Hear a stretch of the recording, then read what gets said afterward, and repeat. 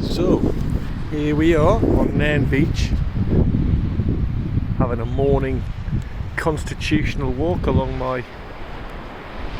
it's not mine, but I can pretend, my beach, Nairn Beach. It's not mine at all. I don't know why I said that, ridiculous. And I'm wrapped up because although it looks bright and beautiful, it's not warm, but it's crisp and it's lovely.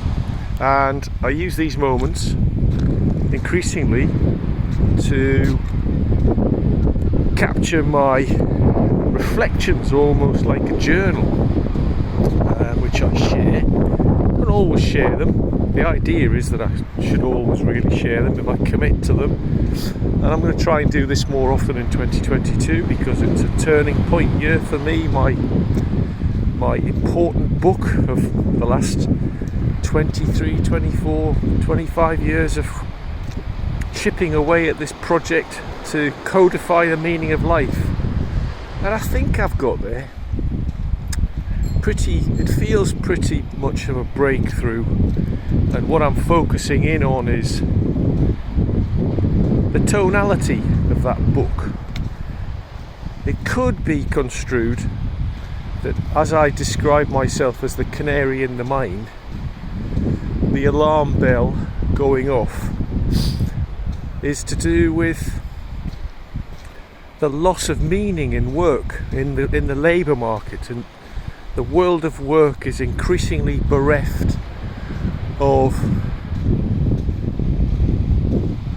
purpose. And it's by no coincidence that there's hundreds of thousands of books coming out focusing in on purpose and mission, because in the last 10, 20, 30, 40 years the world of work has just about changed beyond all recognition. Whereas our grandparents might have one or two jobs constituting a career, trying to do inverted commas with one hand is difficult.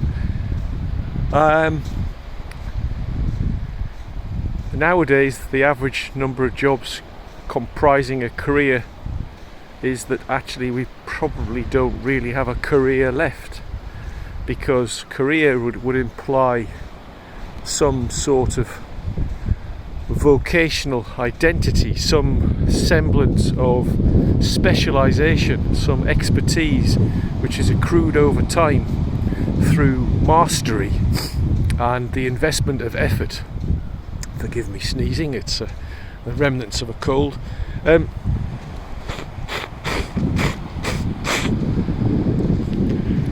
But we've lost that. We now live in a gig economy, and living in a gig economy implies that people do jobbing again. Pre-industrial age, pre-industrial revolution, people would do jobs for payment, often payment not in the form of money but in the form of bartering.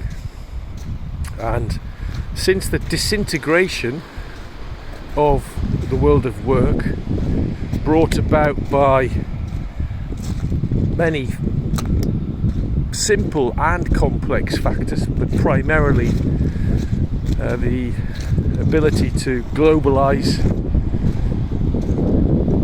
for large corporations to reap phenomenal economies of scale by automation, robotization, nanotechnologies, logistics, streamlining, stripping out layer upon layer of management, middle management, and now it's making its way right down to the factory coalface of production and manufacturing, where increasingly these jobs, tasks, are chunked down into the simplest component part, and that is outsourced to a machine. And here we are, not at the dawn of artificial intelligence, but at the, it's getting into its stride now. It's accelerating exponentially, and more jobs are going to be lost. So what's my reaction to that? Well, obviously I'm concerned. I've got a 5-year-old little boy, and I don't want him to live in a workless world. I'd like for him to be able to strive towards mastery, for him to be able to develop his identity on the basis of investing effort into his passions, into his naturally occurring gifts and talents and qualities and aptitudes, so that he can grow, develop and evolve his sense of purpose over time, aiming in ascent constantly throughout his work life, and that can feed his bank account fundamentally, so that he can keep this hypothetical wolf from the door, but also feed him on a deep level, feed his innermost being, which is what this does for me. Ironically or coincidentally, me helping other people navigate the world of work is my vocation. But I only found this the hard way. I found my vocation through process of elimination. My career management skills as a late teenager, a 20-year-old, were more akin to pinning the tail on a donkey than any preconceived strategy. Certainly not strategy. But ultimately, at the age of 32, thanks to a very, very deft and gifted career guidance practitioner called Mike, in the depths of a very, very deep recession with 27% unemployment in Sunderland in the northeast of England, he helped me. At the end of the coal mining industry, at the end of the shipbuilding industry in Great Britain, he helped me find something which has fed me since 1995-96, when I first reinvented myself as a career guidance practitioner. Now I've evolved into being more of a coach. Part of my earlier life was working as a golf teacher and a swimming teacher and a qualified coach in a number of sports. So I've built on that. So I've really always loved helping people, guiding people, making things easier for other people, be that a golf technique, a swimming technique. I kind of obsess about efficiency. They used to call me Crow, a nickname at college for a little while, because I used to love navigating the quickest route across town to get to our student lectures, ducking down back alleys and basically trying to get a straight line between points A and B. That's what I'm doing still. I'm still just trying to get a straighter line between points A and B. And I love it. Love my work. But it's more and more challenging for me to help people derive a sense of meaning and vocation and mastery because of the volatility of the labour market. That volatility is increasingly explosive, and it's set to get far, far more challenging. So, turning a threat into an opportunity, which is, I am a glass half full kind of a guy. I'm an optimistic person by nature, so I can't just dwell on the negativity of a disrupted and volatile and imploding labour market. So what's the path of least resistance for anybody who happens to be interested in watching this film? Well, it's the aesthetic. Work aesthetics, as I coined the phrase in my first book back in 2012. Every Person's Path to Purpose was my book. And work aesthetics is radiating beauty through labour. And implicit within that phrase, work aesthetics, is the fact that somebody will have honed their craft over time with the investment of sacrifice, devotion, control, denial, and the seizing of opportunity. They will have married those 5 core coaching words into a powerful focus into the aesthetic, creating good work through their labour. And within that context lies striving.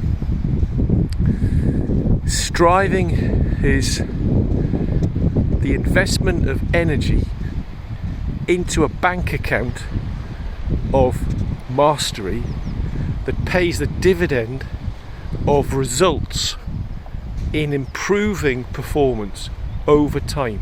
So every day we get up and we polish our skills and our talents and our gifts, and we align our values with our work, things are just going to get better. At the beginning it's not going to seem like that.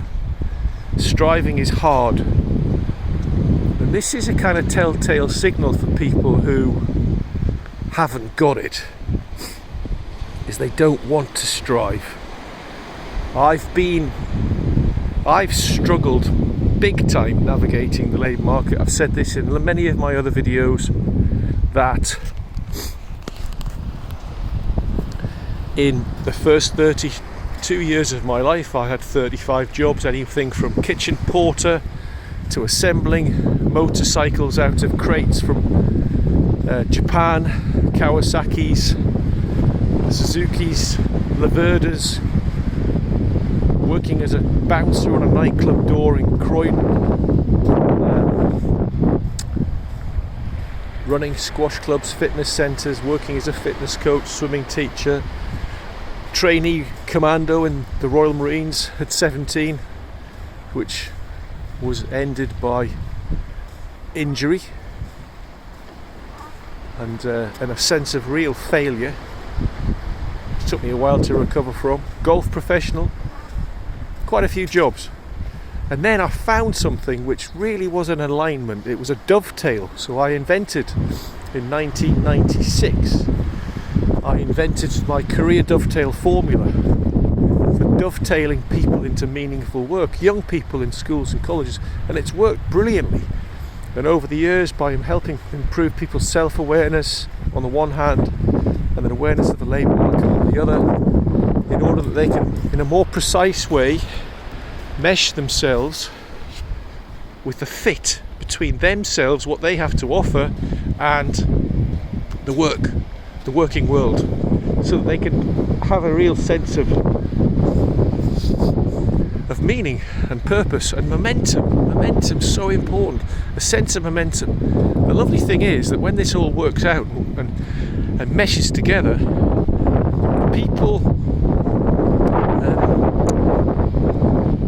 the work disappears, the sense of effort kind of evaporates. Of course there are days where we've got to do some mundane tasks that we don't enjoy, but in general, in the main,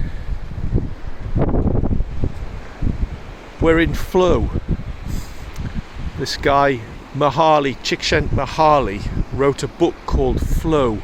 He kind of founded the field of positive psychology, one of the founders of the field, along with people like Martin Seligman, who wrote a book, Authentic Happiness, and another one called Flourish. Fantastic books if you want to derive a feeling for what I'm getting at when I talk about flow and flourishing.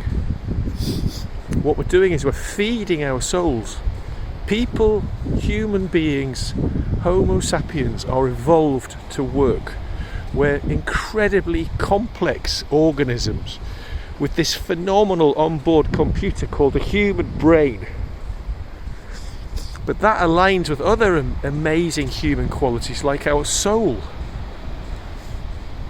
You know, the fact that some people might argue we've been here before. But what I do know is epigenetics, the field of epigenetics, would imply that we have vested in our DNA experience of previous generations. So we can hone in, zero in on who we really are in here, then we'll have done ourselves the greatest service we will ever give ourselves in our lives.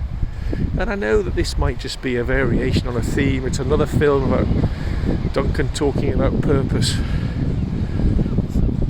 But it's about the point. What's the point of anything? Why is it important that we spend some time working it out, calculating who we are, taking self-inventory? So with my upcoming game, which is the Meaning of Life game, I've got 1770 cards broken down into various categories of the ingredients of humanity, the individual person, to help you define yourself, to help you with the vocabulary to tell your story specific to you. It's a lot of cards, I know, it's a lot of cards, but we're all completely unique. And if I just used a handful of cards, there would be too much crossover between us all. There would be too much similarity for us to be distinctly individual. We are completely unique people. We're not designed to do chunked down, mundane jobs. So the biggest risk here is that the changes in the world of work threaten that people don't develop mastery. If we change jobs 10, 20, 30 times in a career, we're doing 5 jobs in a year, where are we actually going to derive our competency from? How are we going to polish those skills which mean the most to us, those talents? How are we going to align our values in such a way that we have a meaningful connection with our purpose in life? That's what the card game's all about. That's why I coach people. That's why I love what I do, because it's such a privilege to sit down and blueprint somebody's sense of purpose, so they do have this sense of striving and ascent in their life. So they do know what disciplining their thoughts means and focusing their energies in on a particular given profession, occupation, work, identity. So there you go. That's my morning constitutional here on Nairn Beach. It's absolutely beautiful. I'm loving life up here in Scotland. Best thing I've done for a very long time to get up here. So, signing off. Peace and purpose. Thank you.